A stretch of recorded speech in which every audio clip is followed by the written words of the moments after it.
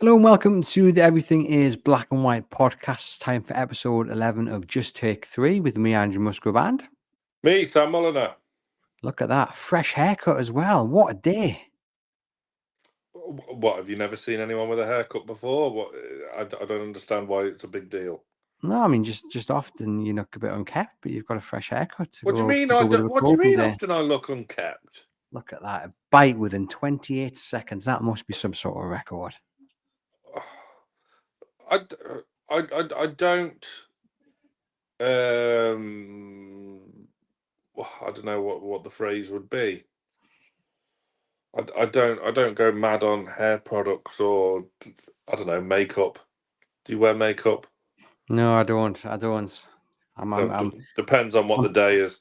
I'm beautiful enough, Sam. Thank you very much. Yeah, but look, look, I'm married. I've got kids. My life is essentially over anyway. I don't need to impress anyone with hair gel. How are you keeping? You well? You're back from a lovely trip up to St James's Park with your little lad into the sensory room at St James's Park. How was that experience? Really good, really good. Thank you. Yeah, really positive. Brilliant people working there. It was a flawless experience from start to finish. Really, it was really useful for my lad. I did a little video on it on Newcastle Fans TV the other day, which you can see. I mean, my video is nothing special, but it just gives you a bit of an insight about why it's there and what it does and why it helps. Yeah, really good. The view you have as well from the viewing room is brilliant, and then there's obviously the sensory room next door, which is shut off from everywhere else and provides a nice calming space to regulate, which we utilised at half time for Charlie. So that was, yeah, really good, really useful, and I can't praise it enough. It was, yeah, it's great. Hopefully, I know my record in ballots isn't overly promising, but hopefully we can use it again before the end of the season. Fingers crossed. I'm glad to hear you guys had such a lovely time, and I'll pop the link to Sam's video in the comments. And we'll be releasing this video on the Sunday, so fingers crossed Newcastle United have got all 3 points against Everton. Sam, make some wonderful and weird prediction that will inevitably come right as you did for the Man City game. I mean, fair play for Anthony Gordon for celebrating his goal. There we go. If you haven't seen the video, Sam remarked in our last episode about Dan Burn putting in a fantastic performance. We recorded that 2 days before the City game. It was released the day after the City game. And Sam made no mistake in making sure that I was well aware that his prediction rang true. Sometimes you just have to sit back and admire my genius. It's, yeah. Of course, Dan Burn was always going to keep Haaland quiet. What's the big deal? No. Mystic Mulliner. Yeah. What's the score going to be for the Everton game? We'll see. Fantastic there. Wonderful. Believe in yourself, Sam. No, because otherwise I'd be a very rich man or a very poor man if my predictions fail to fire, as will most likely catch up with me. But yes, fingers crossed this comes to you with Newcastle. I haven't picked all 3 points down on Merseyside. But today's topic is sliding door moments. I just remind people how it works. Me and Sam are stuck on desert islands, separate desert islands, and we've somehow got the ability to watch highlight reels, clips of certain Newcastle United moments, categories, players, you name it. This week it is sliding door moments.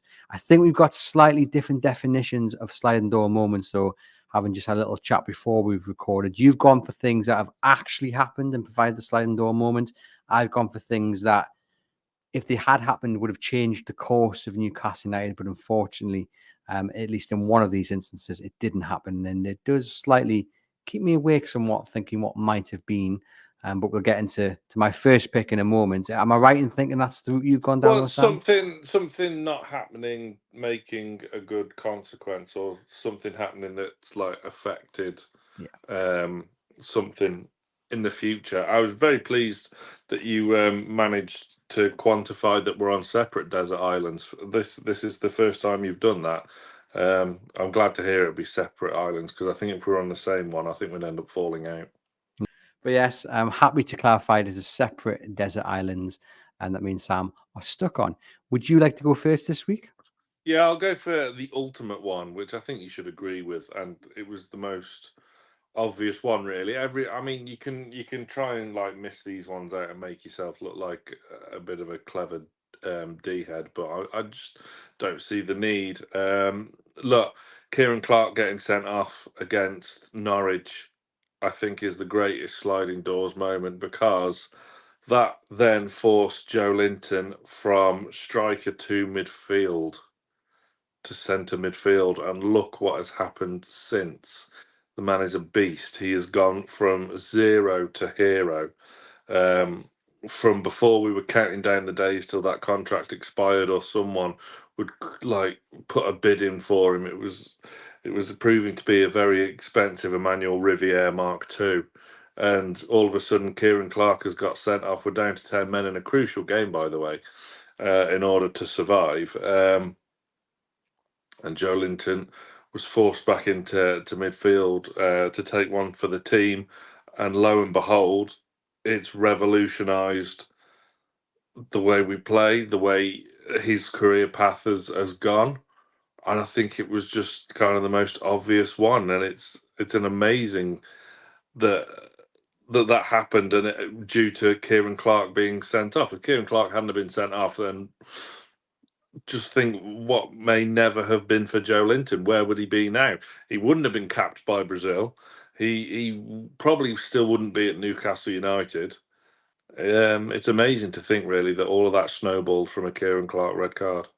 Yeah, most certainly. So, certain people would say they always saw it coming, though, that Joelinton should be playing deeper. John Gibson is a big fan of him, telling everyone that he knew he was always going to end up as this tank of a midfielder. But yeah, I mean, what a moment that was. And when you think about how important he is now to Newcastle United, okay, he hasn't had the best start to this season, but that Champions League season, he was absolutely colossal. It was a huge loss to lose him last season in that game down the road at Sunderland, and we lost him for, I think, until the last couple of games of the campaign, which was just a huge loss because he provides that strength in the midfield. He's got the power when he runs with the ball, starting to add goals to his game as well. Fully confident that he's going to refine his form in the next couple of weeks, and especially attacking wise. I mean, defensively against Man City, he was spot on. Everyone knows about the hybrid role that he played. It's just holding on the ball. He needs to improve a little bit, but yeah, what a moment! And you're right. Such an important moment in Eddie Howe's reign as well, to do that. And actually, if you look at the league table, it's easy to forget, but Newcastle were bottom of the Premier League table after 14 games. They would have gone ahead had they beaten Norwich that night. But also, Newcastle United played the majority of the game with 10 men. The red card came in the 9th moment, so it was a long time to go to try and Yeah. hold back Norwich, who only equalised with 10 minutes to go through Buki. So, yeah, what a night. And who would have thought, all these years later, 2 years later, we'd be sitting here talking about Joelinton, as you've mentioned, capped for Brazil, and worth what? At least double what Newcastle paid for him? Yeah, getting on for that, certainly. I mean, I went into that Norwich game thinking it was a must-win, and we didn't even win it. Yeah, so when Clark got sent off, like you say, early doors, it was head in hands. Oh my God, we're bottom of the league with no hope. We didn't have that new manager bounce, did we? Not that it mattered in the end. And things certainly turned out all right in the end, didn't they? But yeah, it was a huge moment and a huge turnaround in Newcastle United history, really, when you think about it. And yeah, massive turnaround for the player as well. I'm not sure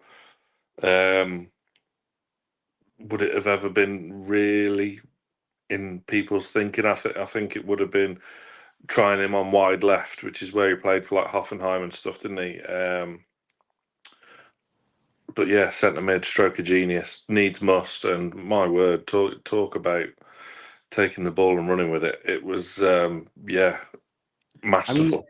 had it not happened, I think there would have been a very strong chance that had he not gone in that January, he would have gone in that summer at quite the loss as well to Newcastle Oh United because yeah, it wasn't working as a striker, wasn't working out on the flank. He just looked miserable. He looked so sad. And now you look at him, he looks happy. He looks fierce. Beast, You know, yeah, he's yeah. it's completely chalk and cheese. I mean, he was isolated up top, particularly under Steve Bruce. It was terrible to watch. Like before we got Wilson, um, yeah, just a shadow of his former self, like in his shell, um, quite timid. Look at him now. The guy is an absolute monster on the field. He's a beast. He's got an aura, a presence about him that's just phenomenal. Well, that's the big difference, isn't it? When you saw him line up top, yeah, I don't think there would have been a single defender looking at the team sheet and going, "Oh man, I've got to mark Joelinton today." I think they would have just warmed their hands at the prospect of Easy work. marking Joe. Exactly. But now, when opposition teams see the team sheet, you do not want to be the man that is chasing or running away from Joelinton. I always go back to the first game against Southampton, where he was absolutely colossal. It's a shame he hasn't continued that form, but he was Well, he has at brilliant. home. It just seems to be the away games this season that he's I been mean, I don't poor. know. I mean, we can get into that in a moment. But the point I was going to make, it was, I can't remember who it was. It might have been Kyle Walker-Peters. But there was a moment when the ball was over on the touchline by the dugout, and he just chases it down, and you can see the poor little guy look over his shoulder, and he just sees his life ending because Joelinton is on top of him, and that's what he brings now. Players hate going up against him because he is a beast. He's got the muscle. He knows how to use it now. He's confident. Total different player to the one we saw. And yeah, when he is on top form, he's so important. So important to Newcastle. Yeah, massive. And it all came from a Kieran Clark red card.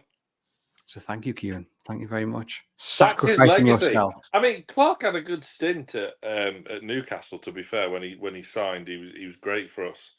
He was good under Steve Bruce for a little while. Yeah, for a little while. But yeah, his legacy will forever be getting that red card. Yeah, it's quite funny, really. But yeah, amazing turn of events. Not a bad legacy to have. Do you want to quickly run through the starting 11 from that day? Let's see if you can name the starting 11 and see how many players are still at the club.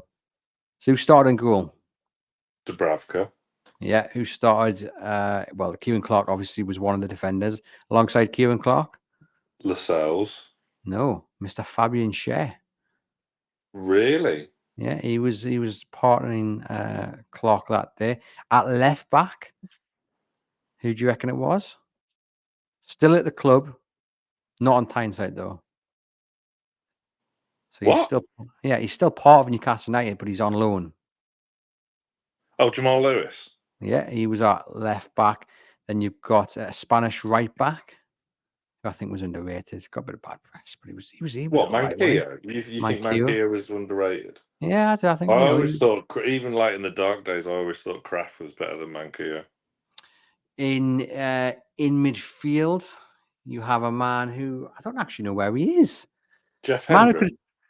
No, you have a man who could pass the ball. He was a great passer of the ball. Not universally loved. Went to John Forest. Joe. John Joe. Where's he at? He's Turkey? Is he in Yeah, Turkey? he's somewhere. Yeah, I think he's changed Turkish clubs. He's still in Turkey. Okay. You then had a man. I mean, you loved him. No longer at the club on the left. You had St. Maximin. I loved him. No longer at the club. So Yeah. what, Maxi? Maxi, and then you had Ryan Fraser.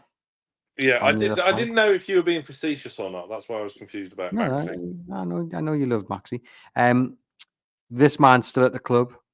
Has had his injury concerns. Did play on Tuesday. Still looked quite unfit though.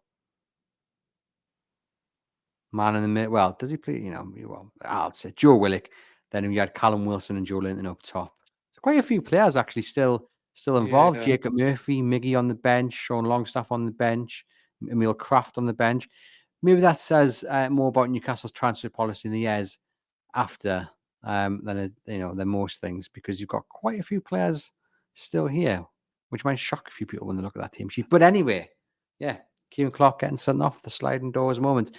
My first pick, I'm actually going to go in order because these two are quite close together, is April 1996, and it's a game against Blackburn, which Newcastle United lost 2-1 in the dying moments. And it really probably ended Newcastle United's title bid. They'd chucked away 12-point lead over Manchester United, and Manchester United had taken a 6-point lead coming into this game. Newcastle thought they'd got it back to 3 after David Batty scored a goal in the 13th minute. But with 4 minutes left, Mr. Graham Fenton, yeah, you know the name, a Geordie, a Newcastle United fan, scored not just 1, but 2 goals in the last minutes of the game to put Newcastle United behind and effectively end the race for the title. It had come, which probably a lot of people don't realise or have forgotten, it had come 5 days after Newcastle had lost that unbelievable game at Anfield in the dying moments, thanks to Stan Collymore injury time winner against us at Liverpool, 4-3. Hate that game. And if you just on that, I watched that highlights back a couple of days ago, and you think about the goals and the quality of the goals that Newcastle scored, and then to lose the game in the way they did, shocking defending. And actually, it's funny because if you watch back Kevin Keegan's interview after the game, and he's like, I don't feel down, I don't feel gutted about losing that game because it was such a good game.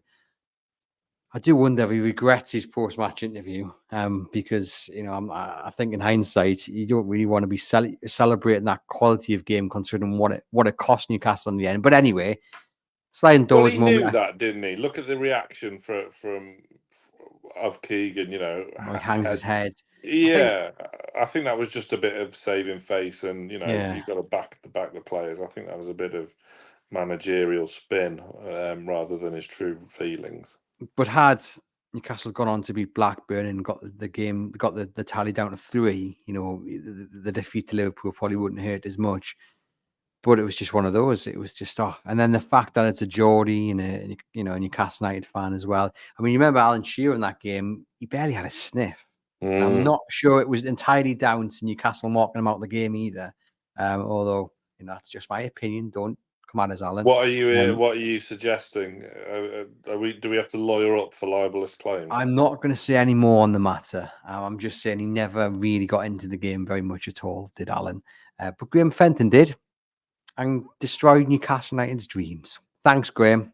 Because if Newcastle United had won that game, you don't know what would have happened. But I certainly think they would have gone into the final weeks of the season with a bit of momentum.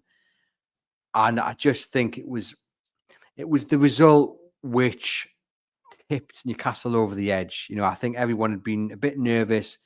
They'd seen the tally go down, down, down, down, down. I mean, Man United went on a terrific run of form, by the way. So there's not to say if Newcastle had won this game, they would have won the title. But I certainly think, I think it could have changed the course of the title race, most certainly. And just to lose it again in the fashion they did, to the player they did, yeah, sliding doors moment for me.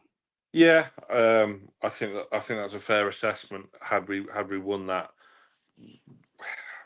I don't want to say we would have gone on to win the league, but those kind of games, after suffering a defeat like that, it's so important how you bounce back and how quickly you bounce back. I always remember after losing the cup final a couple of seasons ago, on that season we finished top 4, the Wolves game at home. Obviously, we battered Wolves, got a goal, went 1-0 up, and then conceded a minging goal, didn't we? To make it 1-1, but we ground it out, and Almiron got us the winner that day.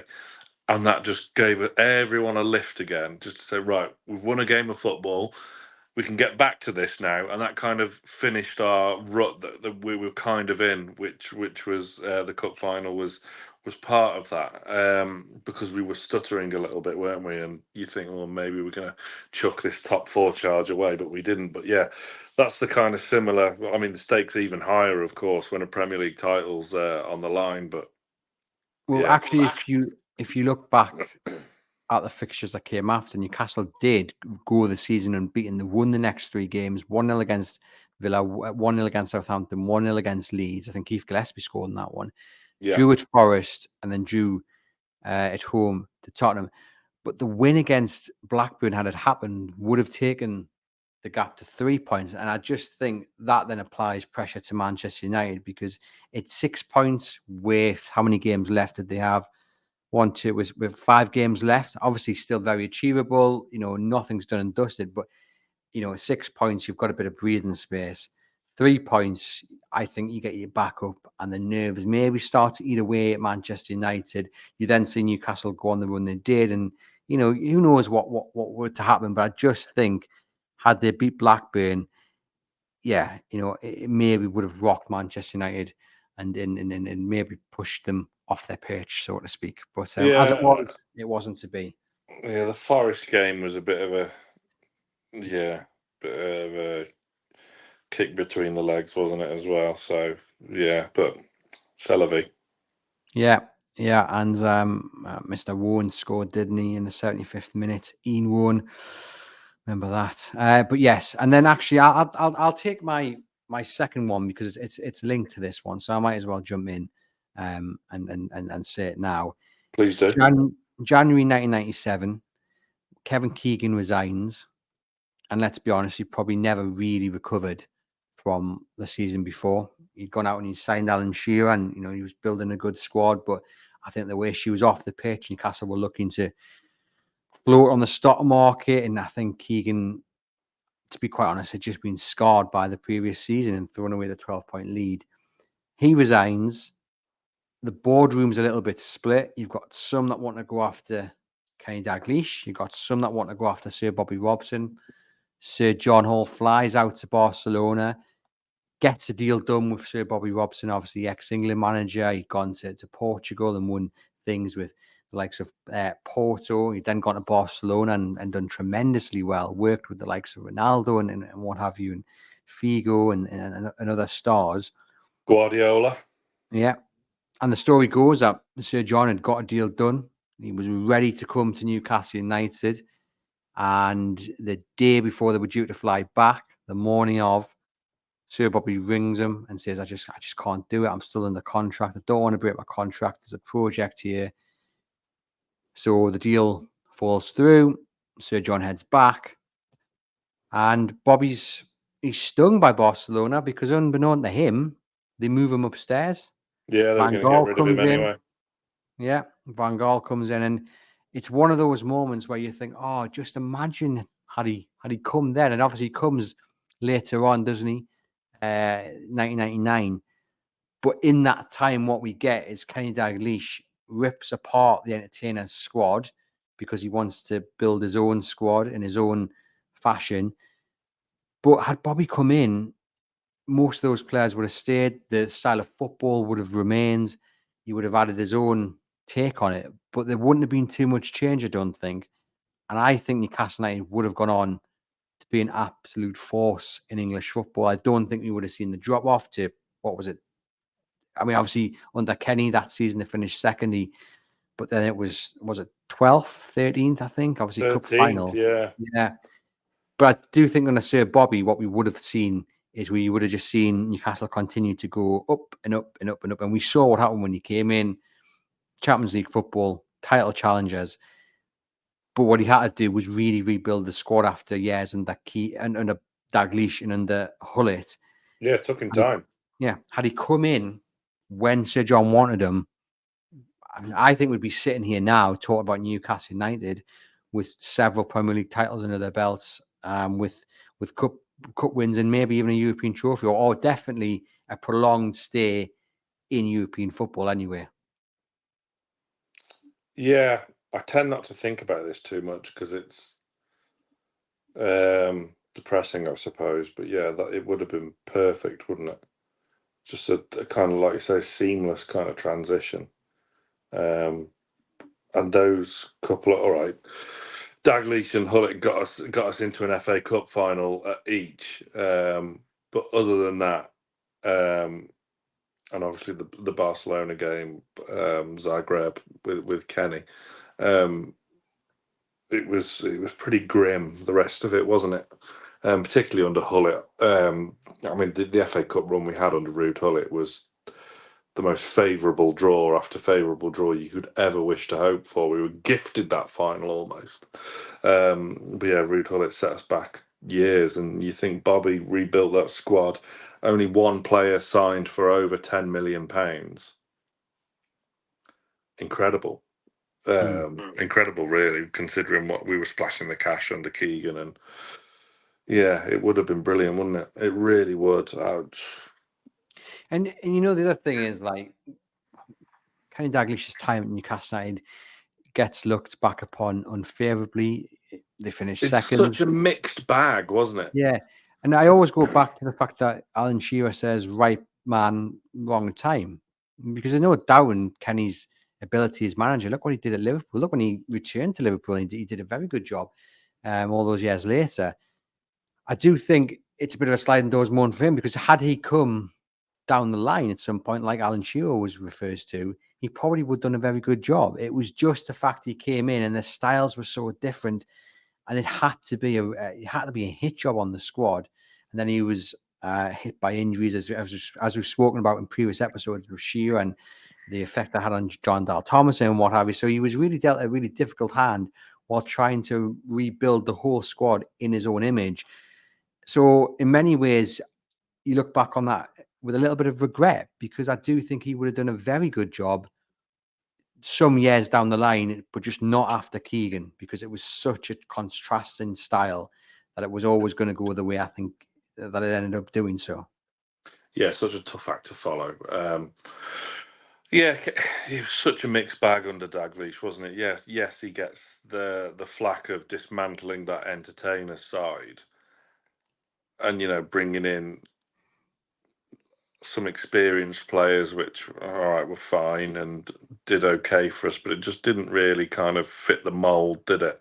And then again, he brought in some absolute fabulous players who we had for many, many years: Gary Speed, Shay Given, club legends. So, yeah, it's a strange one. I would have loved to have seen Sir Bobby have a go with that entertainer side and just adding a bit of nous, and that both good man managers, weren't they, Keegan and Robson?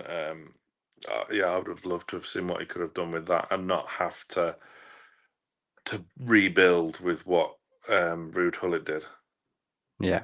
Which brings us on to my second one. I was going to say, fire away.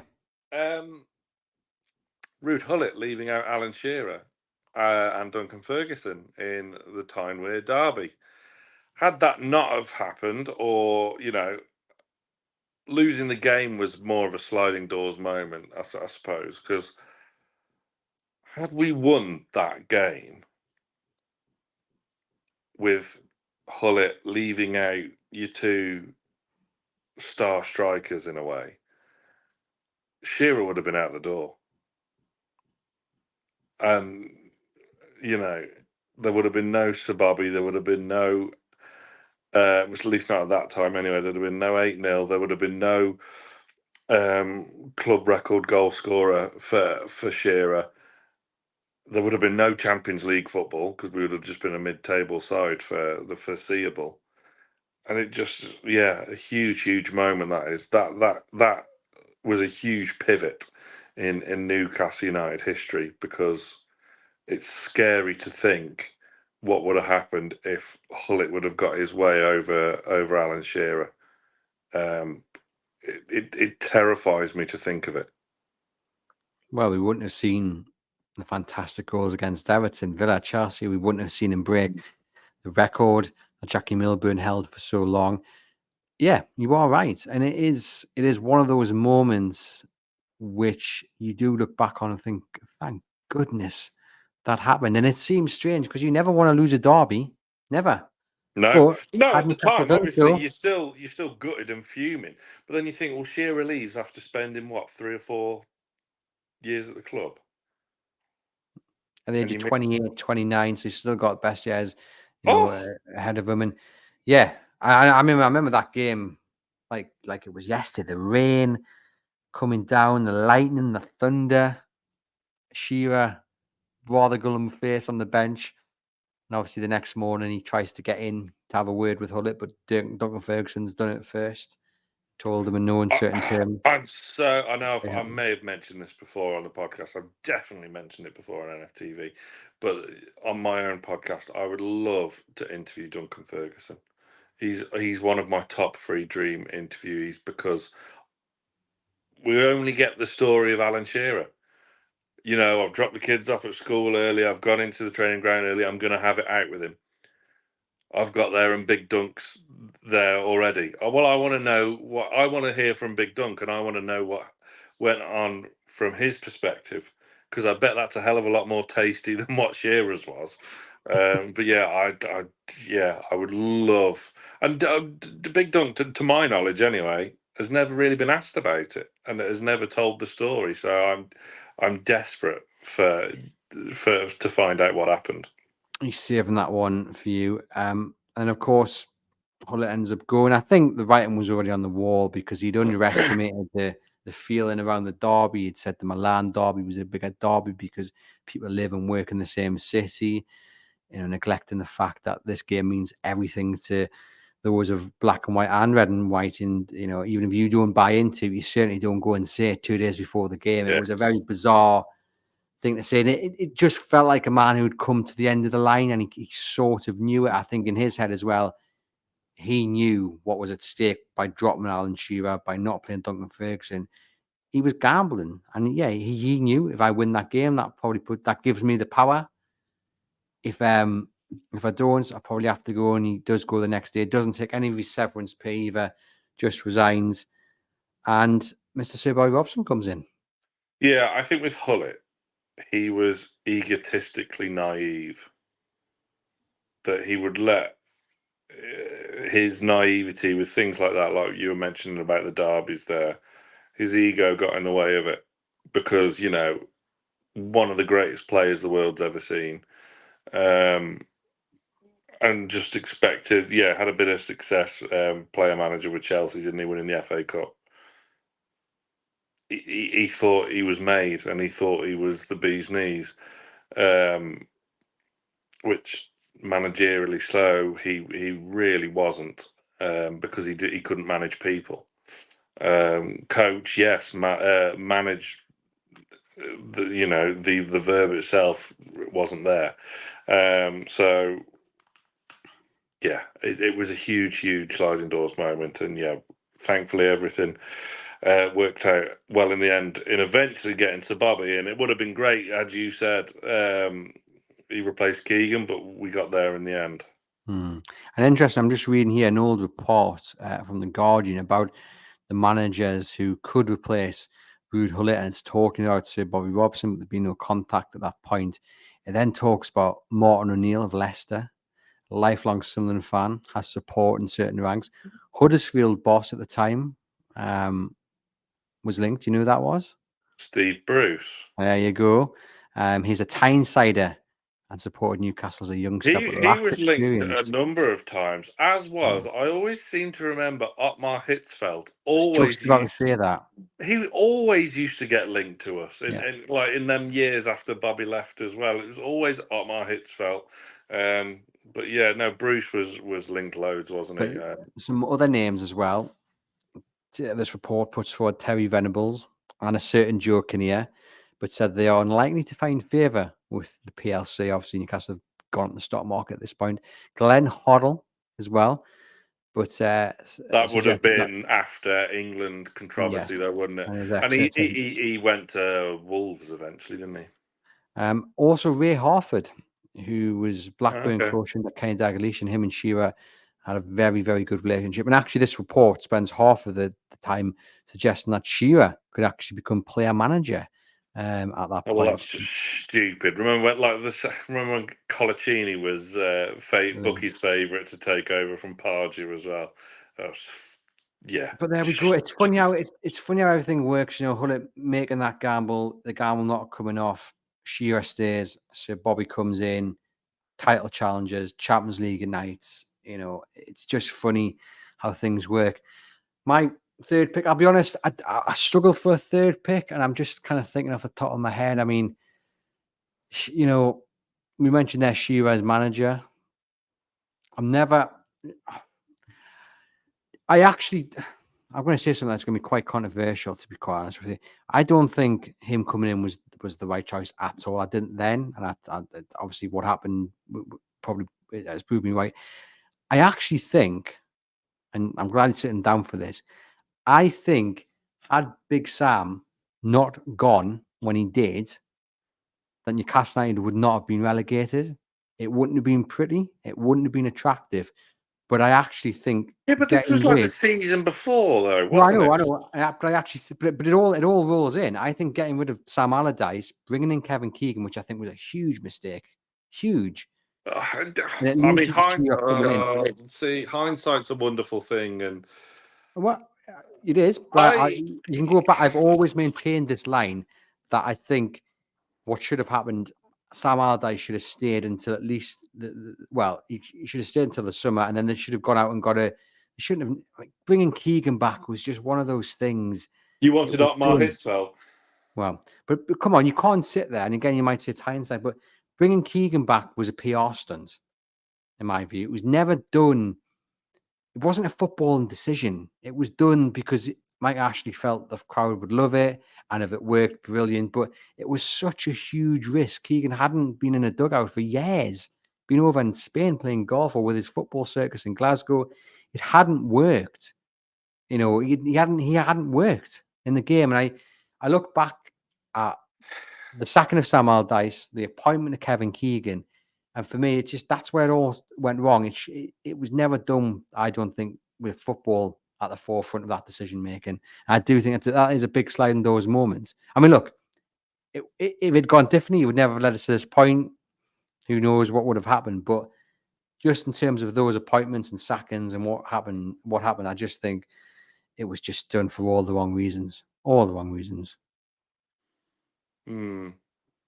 You're going to I tell me it would. was right to get rid of Big Sam, right to bring in Kevin Keegan. It was just bad luck, right?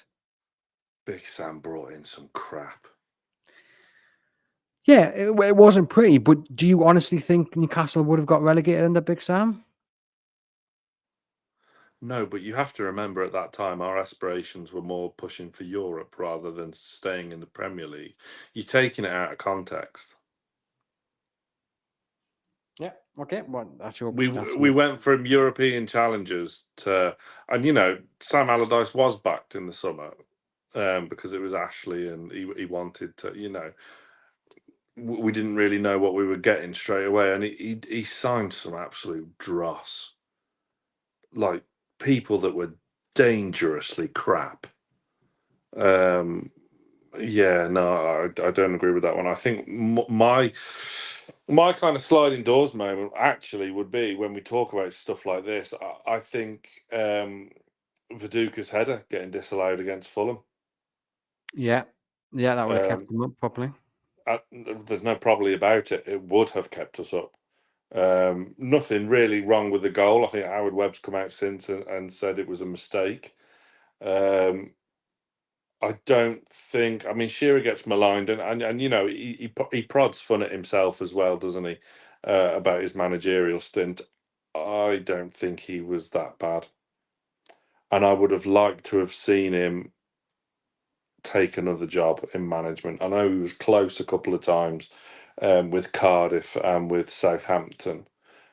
I would have liked to have seen. I mean, had that goal have stood and we stayed up, he would have been. I mean, he's already super Jesus. So he would have been even more of a godlike figure had he kept us up. Um, after all that mire and just disaster after disaster. And it was so close. Yes, the performance against Villa was a bit of a damp squib, and we got very unlucky. It was only an own goal that sent us down, and had we drawn at Villa Park, we would have stayed up anyway. But it was so close, us um, staying up. And that game against Fulham came. It was a Saturday 3 o'clock because I was there that day, and it came off the back of that Monday night win over Borough. Who was Borough's manager that night? Steve McLaren? No, Gareth Southgate. What a game that was. I remember that game, though. The atmosphere was something else. Atmosphere was electric. We were riding on a high. Um, yeah, and Viduka got the ball in, and yeah, it was disallowed for a petty foul, which just wasn't the case, and we go on to lose that game 1-0. Diamanti Camera, I believe, hashtag Barclaysman, was the goal scorer, and it was just gutting. Yeah, a real sense of injustice. But I would have liked to have seen. I think I would have liked to have seen him being Shearer go on to stay in management. He was linked to Cardiff, wasn't he? You know, their jobs. Cardiff, Southampton was very close as well. Reading Paul Ferris's first book, because he was going to be part of the backroom team. Southampton got very, very close. But yeah, it didn't happen. But yeah, I would have liked to have seen it. So that would be my third one. And I mean, other ones that probably just take a little bit of or deserve a mention. I mean, had they got Rafa Benitez in a little bit earlier, I think Newcastle United probably would have stayed up. I think McLaren stayed in charge for 2 games more than he should have done. He stayed in charge for the Bournemouth game. He should have been sacked after the Chelsea game.